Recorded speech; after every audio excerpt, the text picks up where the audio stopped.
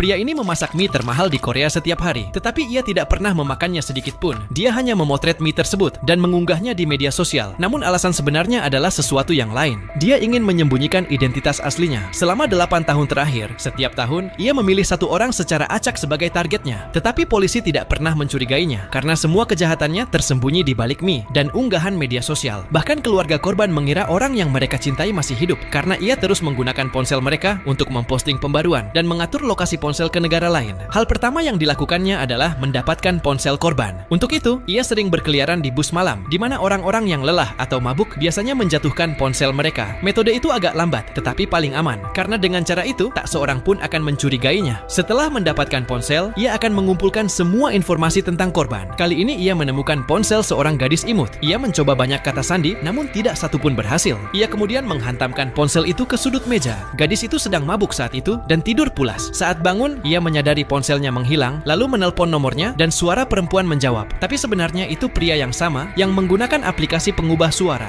dan mengatakan bahwa ia menemukan ponsel itu di bus, tapi ponselnya sudah rusak. Kemudian ia memberi alamat toko reparasi ponsel dan menyuruh gadis itu untuk mengambil ponselnya di sana. Gadis itu tidak curiga sedikit pun. Ia pergi ke alamat yang diberikan. Itu adalah bangunan tua terbengkalai yang hampir tak ada orang yang datang. Saat masuk ke toko, ia melihat ponselnya dan layarnya memang rusak. Penjaga toko yang sebenarnya pria yang sama memberinya sebuah formulir. Ia harus mengisi semua detail di dalamnya. Yang paling penting adalah kata sandi ponsel. Gadis itu ingin ponselnya cepat diperbaiki, jadi tanpa pikir panjang, ia mengisi formulir tersebut. Sekarang pria itu memiliki semua informasinya. Ia mengganti kamera ponsel, memasang layar baru, membuka kunci ponsel dengan kata sandi, dan diam-diam memasang sebuah virus di dalamnya. Sekarang setiap data gadis itu akan langsung terkirim padanya. Sebelum pergi, gadis itu bahkan berterima kasih. Ia tidak mengetahui bahwa sekarang setiap tindakan, setiap panggilan, setiap pesan, bahkan arah kamera ponselnya sedang dipantau. Dalam beberapa hari, pria itu tahu semua tentang kehidupannya, dari kebiasaan, percakapan, bahkan rahasia yang tak ia sadari sedang direkam dari ponselnya. Di malam hari saat gadis itu tidur, pria itu mengendalikan ponselnya dari jarak jauh. Ia memeriksa semua pesan dan aplikasinya. Setelah mengumpulkan semua informasi, pria itu mulai merencanakan langkah berikutnya.